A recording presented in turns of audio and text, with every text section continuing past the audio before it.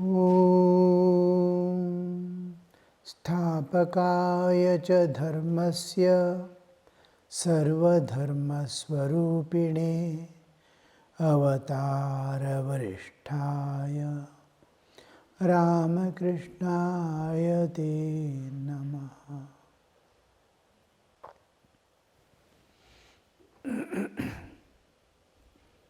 We were discussing a song, Ramlal and a Brahmin official of the temple garden were singing.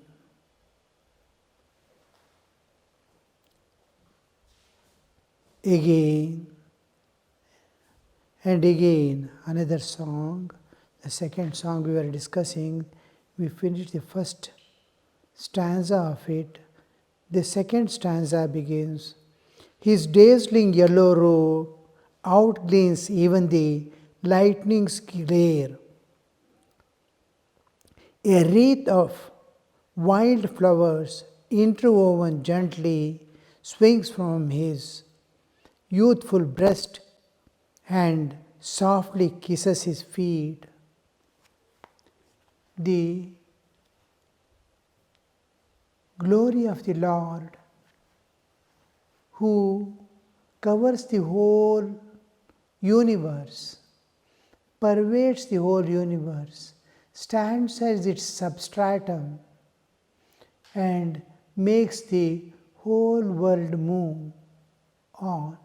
When He incarnates, we don't see the glory of His being the Lord of the universe. Avatara, in human limitations, when we see, except the enlightened ones, for ordinary souls it's very difficult to understand. Even when Sri Ramakrishna came down, most of the people could not understand, even the enlightened people identifying Him as the incarnation of God. It is very difficult. All their behavior, walking, talking, eating, everything is so normal, and whole thing you cannot identify, because we don't have any senses or any instrument by which we can perceive the transcendental reality. We ourselves, our own divine existence, we are not able to see or understand. How many lives we might have spent wearing so many bodies in this universe. We will never be able to know my divinity independent of bodily existence. When nature dissociates every day from the bodily existence, I enter into sleep. Greater amount of tamas. Tamas pervades my whole being, and I don't identify my spiritual identity at all. I have lost the spiritual identity and not able to discover or even understand how it exists or where it exists. I don't understand I am divine. I am human to the maximal excess. Some amount of animosities will be there. Something like human animal. I am, that's all. Divinity is not at all pursued. But what I am thinking of myself is only a Brahma. In reality, I am the Atman. I am the Spirit. I am the pure spiritual existence, independent of this bodily existence. But where do I see? How can I see my individual consciousness? I am not able to understand or see. Can I understand God in His avatara form, taking human form and moving about in this world like Rama or Krishna? We can't. Sri Ramakrishna says, when Rama came into this world, the avatara came, only 12 sages knew that he is the Lord of the universe. He is an incarnation of God. For all others, he was Dasharatha's son. matchless. Nobody can compete or nobody can equate him in any way. But here we see there is a how to glorify him, the one who has known, one who has seen, one who has undergone tremendous transformation in his presence, understands some amount of glory. And he wants to show that to the others. And so many words, so many things, very difficult to understand. What do these poets want to say? Look at the words they use. His dazzling yellow robe outgleams even the lightning's glare. A wreath of wildflowers interwoven gently swings from his youthful breast and softly kisses his feet. Can we understand how they are trying to bring the glory of his being the Lord of the universe to bring to the human understanding? Or is it an effort for humans to take to the heavenly level to understand God? Very difficult to see. It is every word is glorifying and trying to bring some amount of understanding. It is beyond your understanding. It is beyond your understanding. And these things make us penetrate into the realities. Nature, everywhere there is Chaitanya. What are we seeing? This world made of Panchabhutas. We are not able to. God is appearing as universe only because I am identifying with one of the objects of it, the bodily existence. My identification with this body makes me look at God as this world. Because I have taken out something from the whole and the rest I am looking at. Identifying with what I have separated, this bodily existence. So when they say something, we have to understand how the others, the enlightened soul, he is seeing something, Krishna moving about, and in his eyes he is seeing something in a poetical expression. And those who are advanced sadhakas can see something beyond. It is just something hinting, and holding on to the hint, we enter into the reality. The even Ch.09, which we show to the Absolute, it is not the guna, quality. When I say red horse, I am identifying through the color. It is guna. Angry man, guna is being told. Cold water, hard iron, guna is being told. But when we say Sat-Chit-Ananda, it is not its guna, it is an indicator. Because you cannot reach, something indicating is shown, by which you try to penetrate into it, and then you can penetrate through the nature and see beyond.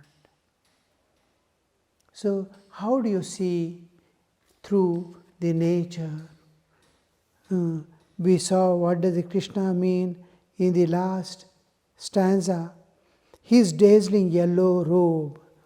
Yellow is the usually put to Krishna. In color coding or the actual experiences, we have certain color codes. Light blueness always represents the Chaitanya, and red always represents, identifies something that is going to be multiplying itself, expanding itself, growing itself like nature. Nature is constantly changing and changing to grow. How a tree is maintaining, sustaining itself through seed and reformation, the vegetation is going to be there forever. The circular cycle of is represented by redness. So whiteness, wherever it is something that is indicating that there is great peace and joy, all neutrality, where all differences dissolve, like the snow white of the mountains. Whiteness always where differences dissolve. Like that, yellow is always, even in the color code we use in traffic lights, green for going forward, red for stopping, and yellow is in between. Yellow always is represented by a stage where neither forward or backward movement is there, but it is pervading the present, whole universe. I am pervading the whole universe, I am standing there. He is clothing with the world as if. He is pervading the world. World is, he has covered the whole world. Isha vasyamidam sarvam. Yat kinchit jagatyam jagat. Whole is pervaded. Yellow always represents pervasion and no movements forward or backward. I am there eternal, as if with the nature. I am there eternally with the nature, which is this universe. And I don't withdraw. And when the universe dissolves, my whole clothing becomes pure white. And then it becomes light blue. Krishna is always represented, his body color is always represented by light blue. What is the content? It is Chaitanya. Blueness is always Chaitanya, Rama, Krishna, and all these. We don't see either darkness, absence of the our inability to see the Chaitanya is represented by darkness, like Kali. Krishna term itself is that cannot be understood. Senses cannot perceive, intellect cannot discern, mind cannot conceive. Such a thing is represented by black, Krishna. So here we see the yellowness is pervasive. And in that yellow robe, covered by yellow robe, who is inside? Is bluish Krishna. This bluishness is Chaitanya. Chaitanya pervading the whole universe is represented always by the blue covered with yellow. The universe, the whole universal existence. And then he says, out gleams even the lightning glare. What highest thing that we can see in this universe, the natural light, during sunshine, if lightning lights, you can see it's glaring. Darkness you can see clearly. In sunlight also you can see if clouds form or the lightning is there. And it immediately catches your attention. Like that, hundreds of people are going. Amidst them, suppose Krishna is going, it will immediately draw your attention. The moment they look at it, when or Gautam, Buddha's son, when Buddha returns to the village, he'll be moving as a mendicant with hundreds and hundreds of sadhus around. Rahul, what is his name? Rahul. Huh? So Buddha's son. Rahul, to his mother says, look, your father has come. Ask him for your heritage. He's king's son. And he wants his heirs, what he has to get from the father, whatever he has to come to the son. Now, he is enlightened soul. He has no possessions here as a king. He is king of the world. The mother wants to go, means ask for enlightenment. When mother says, he sees, Mummy, I saw hundreds of sadhus, how will I recognize who is my father? She says, go and look. At a glance you will identify thousands of sadhus. You will identify, oh, he is the Buddha. Immediately, so many people, that one particular, that greatness, the glory, the Brahma Varchas is shining through him, is radiating through him. Peace and bliss is radiating through him.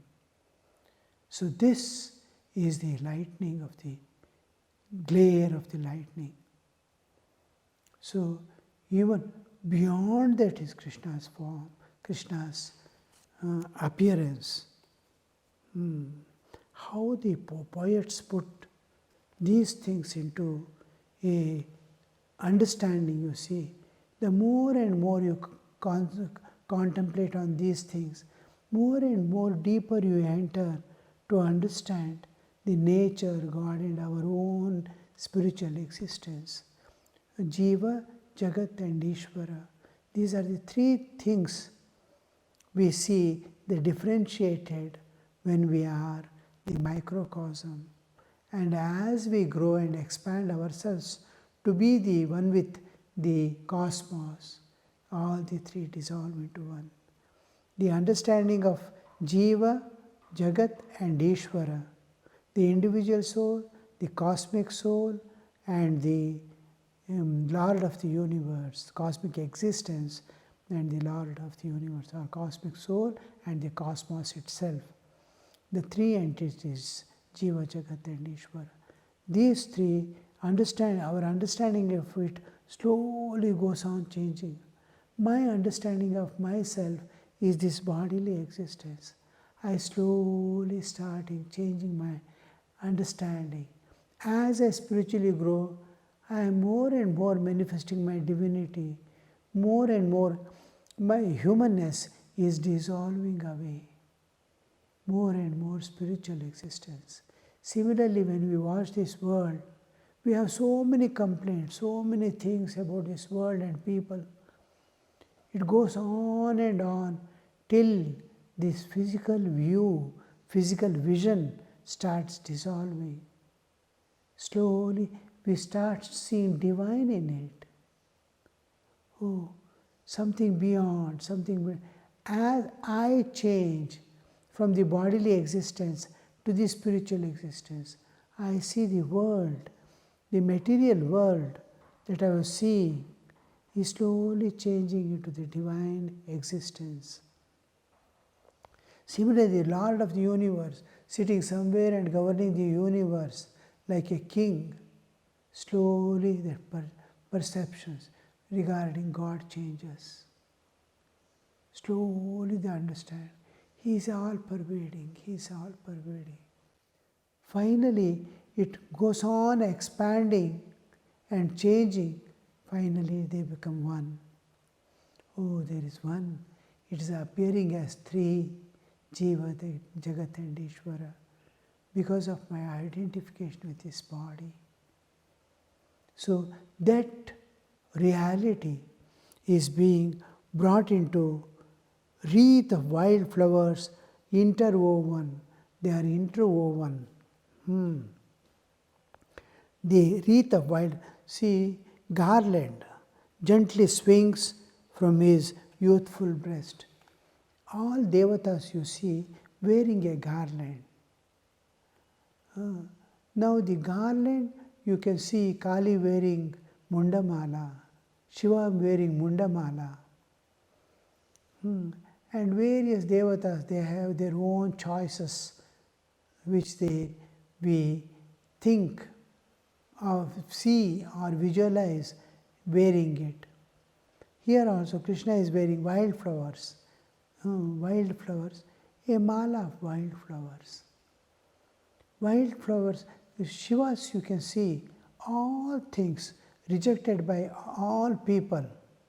Nobody is ready to take anything. Such things are with Shiva. All that is expressing good and glory, we see with Krishna. The best part of every plant is the flower.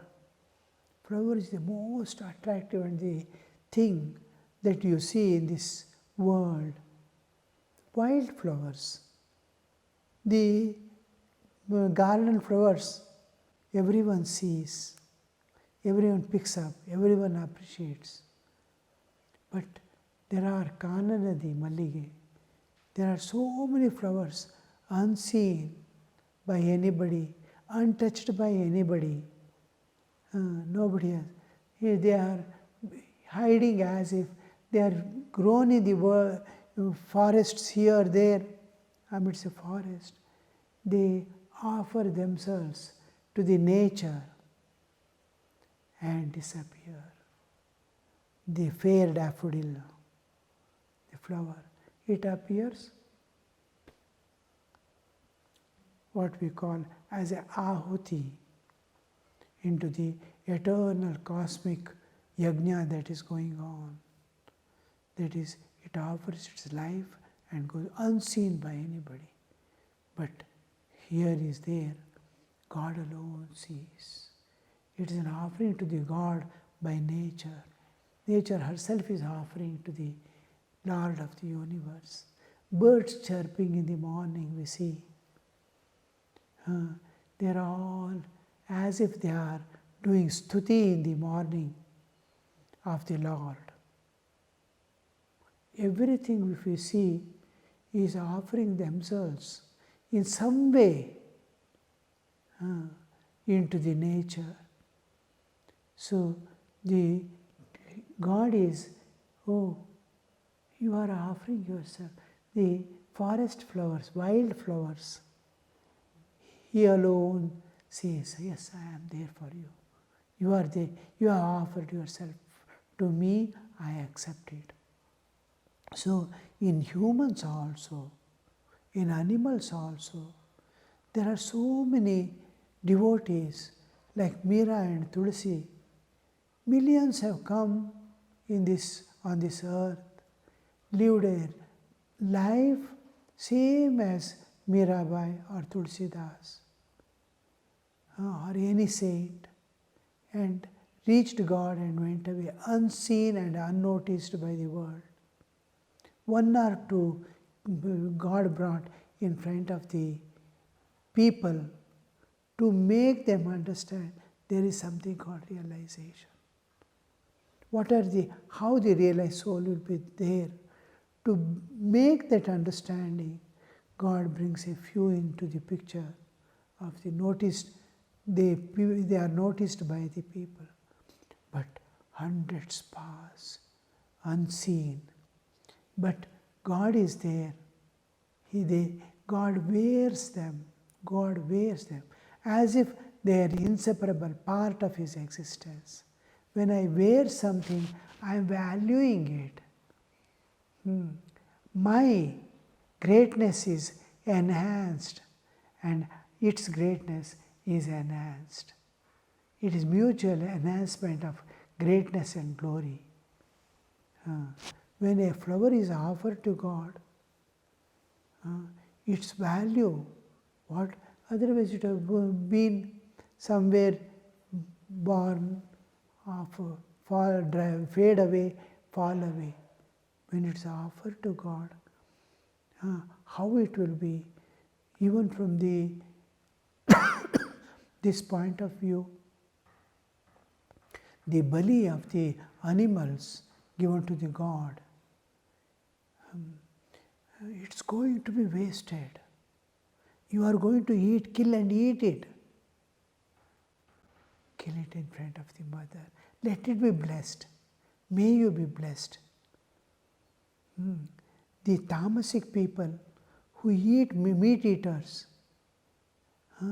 they, whatever you eat, offer it to God, so that you are going to kill otherwise. Simply go kill, cook and eat.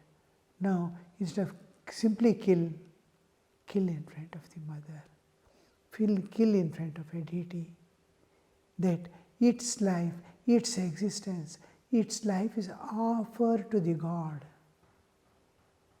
At least this much good you can do to the world. That you are bringing God into the picture. Your life is going in the spiritual background, in divine background. We are living in the background of the world, material world, and living our life. We have to transform, slowly replace this paradigm in which we are there. The background, the whole background must be divine. How to convert everyday life, every moment of my existence into a spiritual life? How can I transform all that I see, all that I act upon, all that I interact, all the things that I deal with into, and my own experiences of sukha, dukkha, labha, hani, mana, apamana, everything, how can I integrate, how can I dissolve, how can I resolve in my life and be happy and calm, unaffected by anything? How can I do that? So this aspect of our existence is slowly brought by the background of divine. It says, see divine everywhere. In the divine background, you live your life. Jani vijani. Amidst the people, you must find there is nobody. In ekanta, in lokanta. You are amidst the people and you are in aloof, untouched by them. Neither you disturb them, nor they disturb you. You are with all. You are in lokanta, you are finding the ekanta. In jani, you are finding the vijani. There is no people as if. These things, you are in your own glory and attending to all, moving about everything and untouched by the world. This is what is expected. And here we see bringing the whole thing, whole essence is bringing slowly the spiritual awareness in man. All these songs has one thing, is trying to bring the divine into our life, change the background, whole thing in our life and make our life a fruitful and purposeful. Om Shanti Shanti Shanti Harihi Om Tat Sat Shri Ramakrishna Arpanamastu.